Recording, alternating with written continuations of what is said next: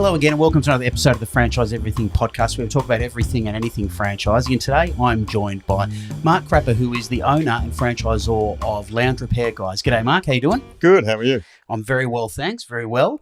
Thanks for joining us here. So Lounge Repair Guys, we're going to talk about the franchise business model of the Lounge Repair Guys. Yep. So what does Lounge Repair Guys do for those who don't know the brand? So we basically go into people's homes and we fix furniture that's been damaged in transit or in some way in the family home. Yep. Typically, we don't do full recovers. We're not upholsterers. We do repairs. So everything that's typically done in less than an hour is the most of the work.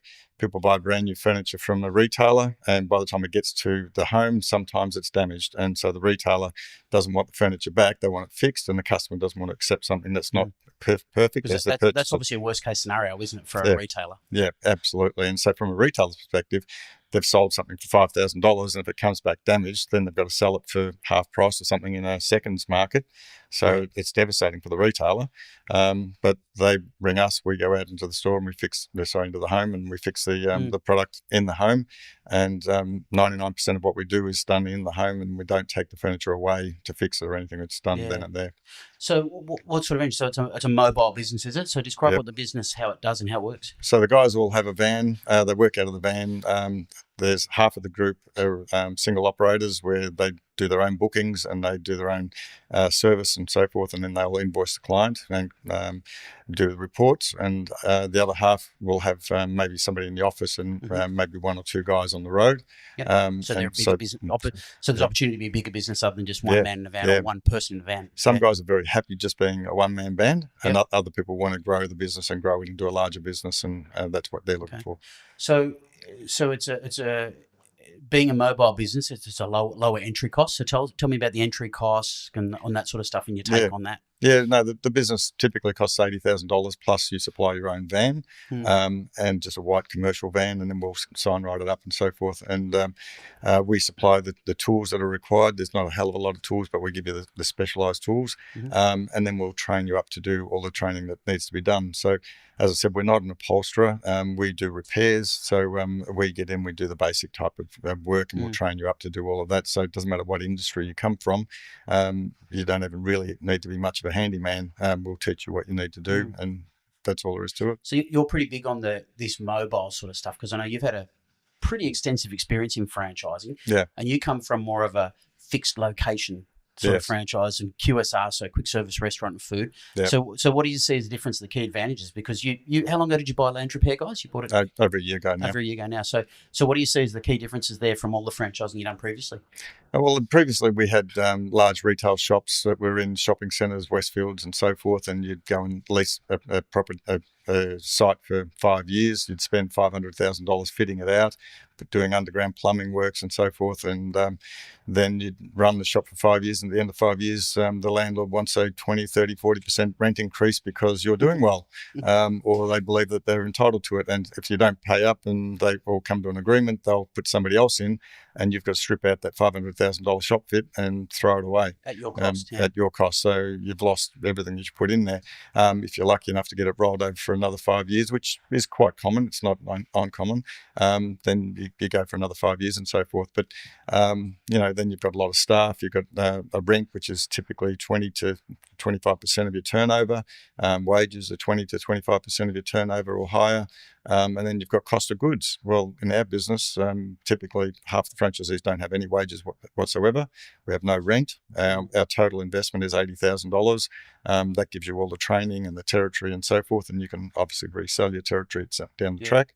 So you sort of see it basically as a lower risk. Very, very low risk. We bring in our business, we provide 90% of all the leads. And so we liaise nationally with all the corporate brands. So all the big brands that you know in retail on TV every night, we deal with the Nick Scali's, King Living, Amart, all those types of brands through to this small one-off stores. And they'll feed the inquiries through to us, and then we'll distribute it out to the franchisees and their exclusive territories. So I'm sure this is a thing on anyone's mind who's thinking of it, and the questions you get asked: how hard is it to do? So how hard is it to learn? Obviously, you said you do the full training and everything. Yep. So So you're not reupholstering a whole sorts of stuff, you're repairing it. Yes. So talk us through how that all happens. Typically, we'll go into a place and there'll be some stitching that's coming apart on an arm, and the stitching will be hand stitched. So if you can thread a needle for a fishing line, for argument's sake, same sort of thing. It's a great metaphor. Yeah. Yes. Yeah. And so we'll teach you how to hand stitch that back up. We got little videos and so forth. If it's broken leg inside a couch, and then we'll show you how to open it up, turn the couch upside down. And once you see inside a couch, most of them are pretty much the same. It's just the outside fluffery that makes it look different from one to the other. Some are made with steel frames, and others are largely wooden frames. And so we show you how to get in there, pull it apart, fix what we need to fix, because on the outside, the cover of the couch is what hides everything. On the inside, it's ugly inside. It's sometimes pretty ugly inside, or it has been after somebody's damaged it in some way. Yeah. But yes, so it's not too hard to do, you think? As I said, the majority of work's done within under an hour. Occasionally, there might be something that's 2, 3, 4 hours, but that's not the norm. And of those jobs, they're not something that we have specialists that do. We do more of the generic sort of work to repair. So if there's a scratch down the side of a leather chair or a couch, I should say, then we can patch that scratch, and then we can spray over that patch to blend the colour in. That's about the most technical we get. Everything else is trying to just correct the outside look of the furniture. And if the furniture's old, quite often, say, Granddad might have a recliner as his favourite recliner, and there might be literally a hole in the back of the recliner behind his head was, or in their elbows or their hands. And that's all the body oils that are coming out of people's body when they're sweating over the years. And that's a nice thought. It is. And so people can look after their furniture, but over a period of time, the leather gets eaten through.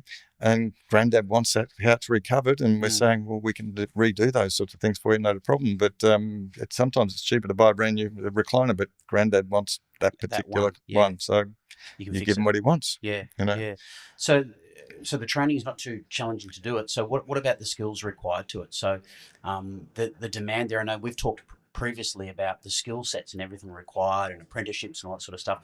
Talk us through the types of people that would do that sort of stuff in past and how that has changed over the years. Well, it used to be that upholsterers were the ones that did an apprenticeship and 4-year apprenticeship, and then studied how to do it, and then worked on it for years, and became very, very good at what they do, and they're artists. Literally the experts. Yeah, and they do fantastic work, but it's one of those trades that are almost disappearing because there's nobody going through doing apprenticeships. TAFE are reducing the offering of upholstery workshops because there's nobody taking them up. So it's a dying trade. And so for us, a lot of the work that we're picking up from competitors is where they're retiring because there's nobody to replace them. So you're sort of benefiting from the dying trade, essentially. Absolutely. Yeah, so that creates more demand for you. Yeah, exactly. And so the upholsterers that are left are doing the big recovers of big, lovely Chesterfield couches and much so more technical and stuff. doing a fantastic job, but they don't want to. They look at our work and say it's terrible. Why would you want to do that? Whereas for us, we think that's where the money is because we work on volume, and so it's good volume business. So you said each job takes normally about an hour. So is that normally the typical time? Yeah, typically. So how many jobs in a day are people doing? Are they going from job and so they work in a defined territory? Is that how it works? Yeah, so they'll buy a territory which will have a predetermined range that they work with, and so and then if we've got areas where there's no franchise owner in between, then we'll share the work between the franchise owners to split it evenly. But they own their territory. So you talked also about corporate accounts. So Yes. So and you do the lead generation for franchise partners. Yes. So where's most of your work coming from, and how are you doing? So what's the residential split to corporate split, that type of thing? Well, 70% of our work comes from the retail, the corporates. So your large retailers who've got retail shops around the country. And the reason why they like us is because they can pick up the phone, make one phone call to us or send one email, and they don't care where the problem is. They just want it fixed. They don't want to ring 30 different people to try and find somebody who's in that particular area where the customer lives. They might have bought the couch from... So like an independent or something? Or like no, the customer might have bought the... independent repairer. Yep. Yeah, the customer might have bought a piece of furniture from, say, Brisbane and then relocated to Cairns but that retailer doesn't have anybody who have any retail showrooms in Cairns. Yeah. So then his warranty, he needs to cover it, Mm. and then he's trying to find somebody in Cairns. How do I find somebody in Cairns? Whereas that's our problem. We've got the network, and we can tell them what our postcodes that we look after, Yep. and we know that we've got guys that can go and do those areas, and we can answer their questions straight away and say, yes, we've got that covered, or not. So is that part of your pitch? So as a franchisor, Mm. when you're saying that you're generating leads and stuff for the Yeah. most part for your franchisees, is that part of your thing? So you're managing those key accounts with Yeah. key retailers and so on. Yeah, so our job is to basically liaise with all the national retailers, and keep working with them and trying to make their life easy to get work done, Mhm. which ultimately feeds work to us. So we keep in contact with those guys. We also do all the Google AdWords and the advertising on the internet and all the social media and so forth, so that we get private jobs. So a lot of times people have got couches that might be 10, 15, 20 years old, and they like that couch or the look, they want it repaired, and it's too small a job for an upholsterer, but it's perfect for us. And so we do all of that. So probably 30% of our work is coming from private, and the rest of it's all the customers. corporate accounts. Yeah. So is that like insurance and everything like that? Does that come into it? Does insurance claims and everything come into it as well? It does to a degree. Not too much of our business is insurance at this stage, but it is there. Yeah. So, And the other thing I was thinking about, what sort of changes, so ongoing training, and what sort of impact, to say, technology and new materials have? Does it change much, or is it all pretty much the same, like adhesives and all that sort of stuff? Yeah. It's all pretty similar. Then it's not a lot changes in industry, and it's not fast-moving changes. Mm-hmm. I suppose that's good. Yeah. The best part for us is the amount of electronics that are coming in. A lot of couches now have got cup warmers. They've got light over the top of your shoulder, phone chargers, Bluetooth, all sorts of things like that, which we love. And we go and we fix all that sort of stuff. So we teach our guys how to work out what's working, what's not working, and then how to repair it.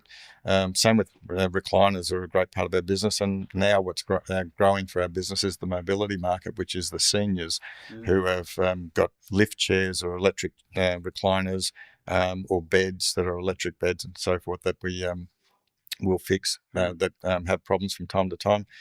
So that's becoming a bigger part of our business as well. I never thought about that. So I suppose the more complex some of those couches and everything come, because even when you go to a showroom now, you put your phone down and charge and everything, those things are going to break, can't they? Eventually. So it's the gift that keeps on giving. Oh, no doubt.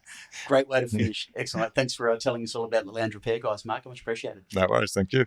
And that's it again for another episode of Franchise Everything Podcast. Once again, a different change of pace this time, something a little different, a different type of franchise. Hope you enjoyed it. If you like this stuff, share, subscribe, do all that sort of stuff there. And we'll catch you in the next one soon.